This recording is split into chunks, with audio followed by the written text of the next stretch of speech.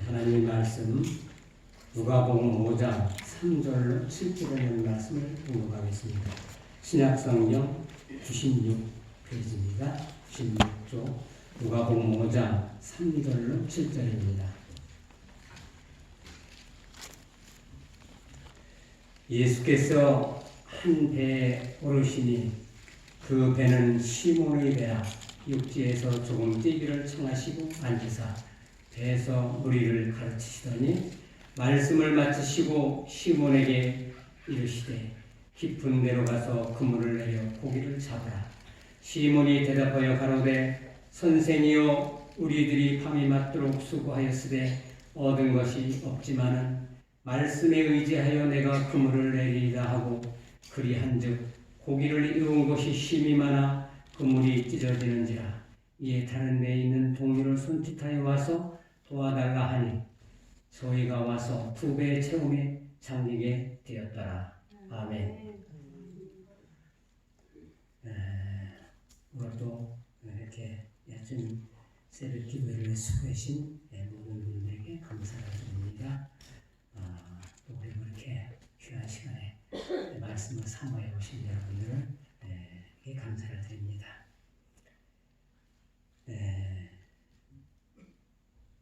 저는 오늘 찾아오시는 하나님이라는 제목으로 말씀을 드리려고 합니다. 요새 말로 배 한 번 빌려주고 대박이 난 일이 오늘 말씀을 읽어드린 본문의 말씀입니다. 밤새도록 한 마리도 잡지 못하고 아침에 그 공중을 싣고 그들에게 힘없이 집으로 갈 그들을 찾아오셔서 이제 배를 잠깐 빌려 쓰시고 그 보답으로 고기가 2배 가득 차게 채워진 사건이 오늘 이 말씀입니다. 그런데 우리가 좀 주목할 것은 4절에 깊은 데로 가서 그물을 내려 고기를 잡으라 하셨을 때 어부로서는 이해가 안 되는 말씀이었습니다. 근데 5절에 선생이여 우리들이 밤이 맞도록 수고하였을 때 얻은 것이 없지만은 말씀에 의지하여 내가 그물을 내리리다 하고 참 순종하여 그 말씀에 따라서 그물을 내렸을 때 그들이 사실 아침에 아무것도 못 잡고 빈 그물을 싣고 그렇게 참 얼마나 실망스러웠겠습니까? 어부들이 고기를 밤새도록 고생하고 한 마리도 못 잡은 그때 심정을 가인비가 생각해 보게 됩니다. 그렇죠? 한 마리도 못 잡았을 때 그 마음이 어떻겠는가. 그런데 더군다나 빈 그물 싣고 있을 그때에 참 예수님이 찾아가셔서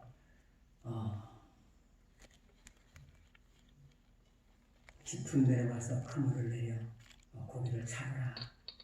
어부로서 자기 경험에 의하면 날이 밝으면 고기를 잡히지 않는데 깊은 데로 가서 그물을 내려 더욱이 깊은 데로 가서 그 그물을 내려서 잡는다는 것은 도저히 이해가 안 가는 일이었지만 불가능한 그 일을 말씀에 의지하여 그물을 내리자.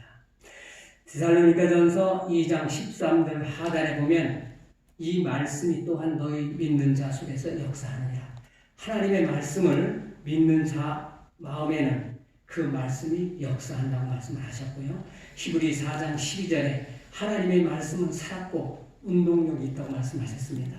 살아있는 그 말씀을 의지할 때는 그 대가가 분명히 이르러온다고 하는 그 사실을 그들이 순종하여 말씀에 의지하였다고 하는 것은 이제 믿었다고 하는 사실입니다. 그때에 헛수고하고 참 빈손으로 돌아갈 그들에게 2배가 가득 채워서 잠기게 될 정도로 그 많은 고기를 얻게 했습니다. 시대의 소망 223쪽에는 이런 말씀이 있습니다.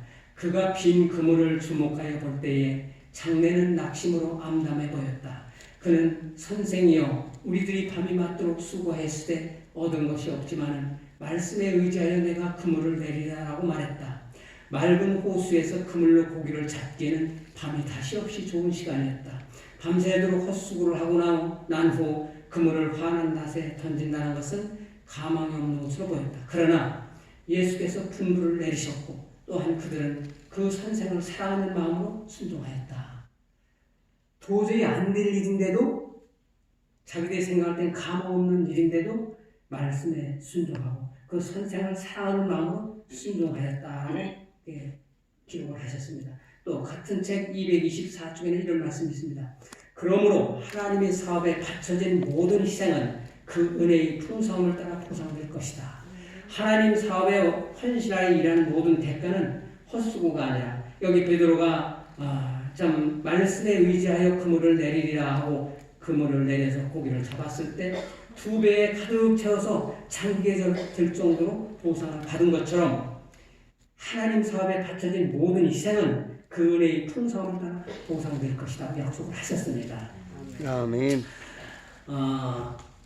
요한복음 비슷한 사건이 또 요한복음 21장 1절로 6절에 기록이 되어 있습니다. 그 후에 예수께서 디베레 바다에서 시몬 베드로와 디두모라 하는 토마와 갈릴리 가나 사람 나다나엘과 세베대의 아들들과 또 다른 제자들이 함께 있더니 시몬 베드로가 나는 고기를 잡으러 가노라 하매 저희가 우리도 함께 가겠다 하고 나가서 배에 올랐으나 이 밤에 아무것도 잡지 못하였더니 날이 새어 갈 때에 예수께서 바닷가에 서셨으나 제자들이 예수신 줄 알지 못한지라. 예수께서 이르시되 얘들아 너에게 고기가 있느냐 대답하되 없나이다. 가라사대 그물을 배 오른편에 던지라. 그래하면 얻으리라 하신대 이에 던졌더니 고기가 많아 그물을 들 수 없었더라. 예수님이 살아계실 때 시몬 베드로와 이게 찾아오셔서 이제 밤새도록 수고했을 때 얻은 것이 아무것도 없는 그들에게 고기를 2배에 가득 채워 주셨던 그분, 예수님이 돌아가신 후에 다시 부활하셔서 실망하여 돌아간 그 제자들에게 다시 찾아오셨습니다. 그래서 그들이 밤새도록 고기를 잡았지만 그러나 한 마리도 잡지 못한 그때에, 근데 이 사건은 또 주목할 것은 20장에 보면 예수께서 살아나셔서 제자들에게 오셨습니다. 너희들에게 평강이 있을지어다. 그리고 그들을 찾아오셔서 의로 말씀하셨습니다. 성령을 받으라. 그들이 예수님을 보고 기뻐하고 또 도마가 그때 없었기 때문에 여드레 후에 다시 또 도마를 찾아오셨습니다. 네가 나를 만져보고 내가 그인 줄 알라. 내 손에 못자국에 손을 넣어보라. 내 옆구리를 만져보라. 도마가 손을 내밀어서 예수님의 손에 못자국을 만져보고 옆구리에 창자국을 만져보고 주는 그리스도시요 하나님의 아들이 하나님이십니다 라고 믿었던 그들이 다시 실망하여 돌아가서 베드로가 나는 그 고기를 잡으러 가겠다 그러니까 다른 제자들도 다 같이 우리도 가겠다. 그들이 살아계신 예수님을 만났는데도 또 예수님이 그들에게 용기를 주고 그렇게 하셨는데도 이들은 예수님을 잊어버리고 다시 고기를 잡으러 갈 수밖에 없었습니다. 예수님은 그들에게 찾아오셔서 이제 생선도 구워놓으시고 떡도 준비하시고 그리고 그 잡은 고기도 가져오라 해서 다시 구워서 그들에게 먹도록 해주셨습니다. 근데 누가복음 24장 13절로 35절에도 비슷한 사건이 있습니다. 예수님이 돌아가신 후 이제 글로 가라가는 자와 다른 제자가 25일이 되는 임먹으라고 하는 길로 낙심이 되고 슬픈 마음으로 돌아가고 있을 때 예수님은 그때도 그들을 찾아오셨습니다. 이제 같이 가면서 이야기를 했습니다. 너희들이 지금 주고받는 대화가 무슨 말이냐? 그때 글로가 말했습니다. 당신은 예루살렘에 살면서 그 일에 되는 일을 알지 못하느냐? 바로 예수님은 하나님의 아들이셨는데 그를 죽게 했죠. 그들이 예수님과 동행하면서도 그인 줄을 알지 못했다고 했습니다. 예수님과 같이 걸어가면서도 예수님인 줄 몰랐다고 하는 사실은 여러분, 예수님을 그렇게 좋아하던 선생님이 같이 가는데도 예수님이신 줄 몰랐다는 사실이 얼마나 엄청난 사실입니까? 그러면서 그 예수님한테 그 일에 된 일을 당신이 홀로 알지 못하냐? 다 아는 사실을 왜 당신이 모르냐? 그럴 수도 있겠지요. 마음이 너무 슬퍼서 눈물을 흘리며 갔겠지요. 그렇죠? 그냥 잘 이렇게 울지 않고 갔더라면 아마 볼 수도 있었는데 눈물이 앞을 가려서 예수님을 몰랄 수도 있었으리라고 추측을 할 수 있습니다. 그 예수님이 함께 가시면서 성경을 풀어서 말씀하실 때 그들이 동행하면서 집에 가서 이제 예수님이 더 가려 하지 않을 때 제자들이 자기 집으로 가셔서 이제 날이 기울었는데 들어가사이다. 가서 축사하실 때 손을 들어서 기도할 때 손에 못자국을 보고서 그인 줄 알았다고 했습니다. 그리고 그들이 실망했던 그들이 용기를 얻어서 다시 돌아와서 제자들이 있는 곳에 와서 우리가 예수님을 만났다. 그런데 예수님은 더 이제 그곳에 계시지 않았습니다. 교회 정원 5권 70쪽에는 이런 말씀이 있습니다. 만일 하나님의 임재를 계속 느낀다면 우리 생각과 말과 행동이 우리의 성공을 더욱 가치 있게 향상시킬 것입니다. 마음속으로 항상 여기 하나님이 계신다고 말하십시오. 그러면 생활이 순결해지고 성품에는 흠이 사라지며 마음은 계속 하나님께로 올라가게 될 것입니다. 아멘이십니까? 마음속으로 늘 하나님이 여기 계시다고 믿으시라고 했습니다. 그렇게 하나님과 동행한다고 하는 사실입니다. 나 홀로 있는 것이 결코 아니고 하나님은 언제나 찾아오셔서 나와 동행한다는 사실을 마음으로 믿으시라고 했습니다. 믿으십시오. 하나님은 언제나 어디서나 우리와 함께 있으시기를 바라시면서 언제나 찾아오시는 하나님이심을 여러분 꼭 기억하시기 바랍니다. 열왕기상에도 똑같은 말씀이 있습니다. 19장 1절 8절을 보면 엘리야가 이제 18장에 참 바알 선지자와 아세라 선지자의 850명과 내기를 해서 하나님의 이름으로 그는 승리를 했습니다. 850대 1이라고 하는 대승리를 거둔 엘리야가 얼마나 통쾌했겠습니까? 그런데 열왕기상 549페이지죠. 구약성경. 그런데 그 이세벨이 엘리야에게 내가 내일 이맘때는 그럴 것 같을 것이다. 그렇지 않으면 신이 거기에 불을 내리실 거라. 이세벨이 널 죽이겠다 한 말 한마디 때문에 그가 도망가서 합기를 도망갔습니다. 그리고 노뱀나 말에 앉아서 뭐라고 했습니까? 나는 이제 좀 더 살기를 원치 않습니다. 죽기를 구하여 가로되 여호와여 넉넉하오니 지금 내 생명을 취하소서. 나는 내 열조보다 낫지 못합니다라고 그가 실망이 나면서 노뱀나무 아래 있어 누워 자다가 이제 천사가 나타나셔서 어루만지며 저는 이 대목을 참 감명있게 읽었습니다.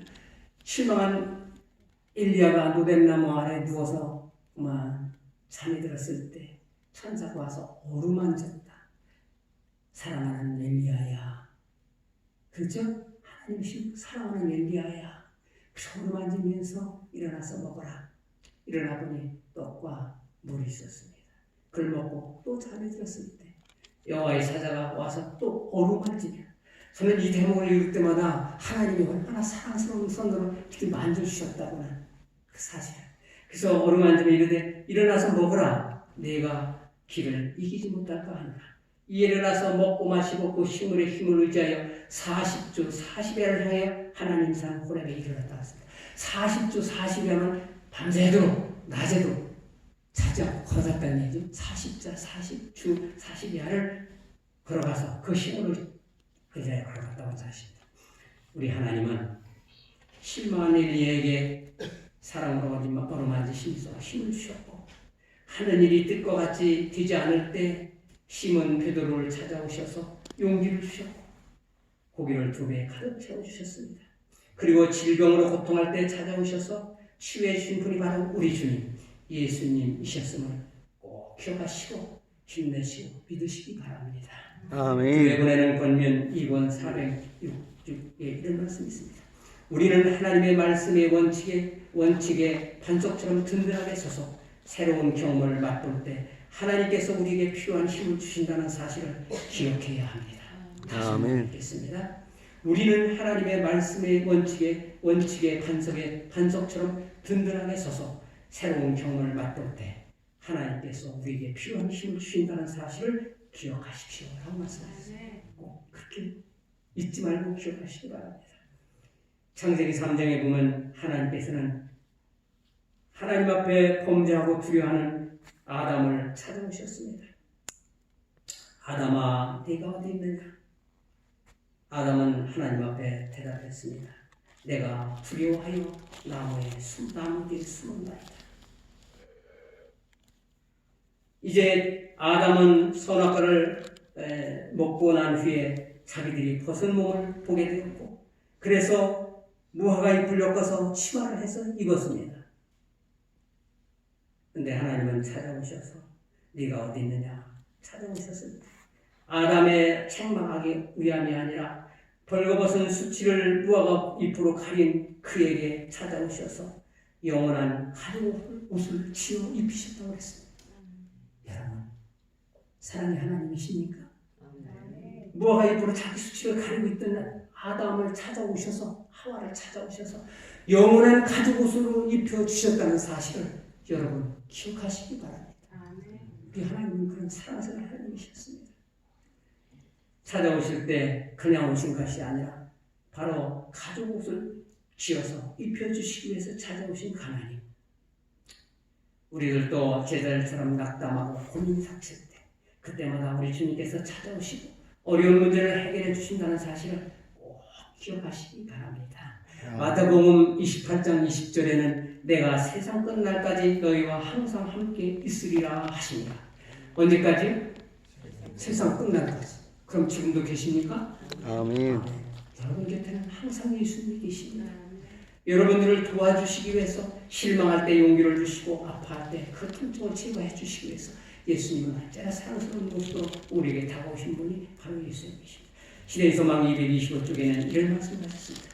제자들이 그리스도에게서 떠났던 호수의 그 슬픈 밤에 그들은 불신에 머물러 있었고 결과 없는 수고로 피곤하여 있었다. 그러나 예수의 임재하심이 그들이 신앙의 불을 지펴주었고 기쁨과 성공을 그들에게 가져다 주었다. 그것은 우리에게 있어서도 마찬가지이다. 그리스도를 떠나서는 우리의 삶은 열매를 거두지 못하고 불신하며 불평하며 하십니다. 그러나 그리스도께서 가까이 계시고 그의 지도 아래서 우리가 일할 때 우리는 그의 능력의 증거 안에서 기뻐하는 것이다. 영혼을 낙담하게 하는 것은 사단이요 신앙과 소망으로 고무시키는 것은 그리스도의 일이다. 아멘. 아멘입니다. 저는 시간이 허락하는 대로 좀 이야기를 언제가 제가 한번 드린 말씀입니다만은 이 말씀이 또 생각이 나서 한번 소개하려고 합니다. 저희 델리에 그 홍성지구가 연합 야외회가 있었습니다. 근데 김호경이라는 집사님 그 말씀하셨어요. 장모님, 우리 대철 월산리에 그 친척 동네입니다. 김학년이가 있는데 전신이 다 마비가 돼가지고 아무것도 밥 떠먹여주고 그렇게 해야 되는 사람, 그런 생활을 그냥 살고 있는데 너무 불쌍하다고 한 분들 방문해달라고 그래. 그래서 그 소식을 접하고 교회가 방문을 했습니다. 가보니까 이 손가락도 다 빼빼 말라서 비틀어지고 자기 몸을 자기가 하나도 움직이지 못하는 사람이에요. 그 밥을 해서 이렇게 떠먹여주면 그거 받아먹고 그냥 그렇게 죽지 못해서 사는 그런 형편이 있습니다. 그래서 교회가 그 형제를 돕기 위해서 기도하고, 그래서 천국 살림 요양원에 권영사님이 하시는 요양원이 있어요. 거기에 이제 보내기로 생각하고 이제 가서 찾아갔습니다. 그래서 그 요양원에서 한 달은 무료로 해주고 그 다음부터는 반값을 받겠다. 그래서 반은 교회가 부담하고 그렇게 해서 그 요양원에 입소를 시켰습니다.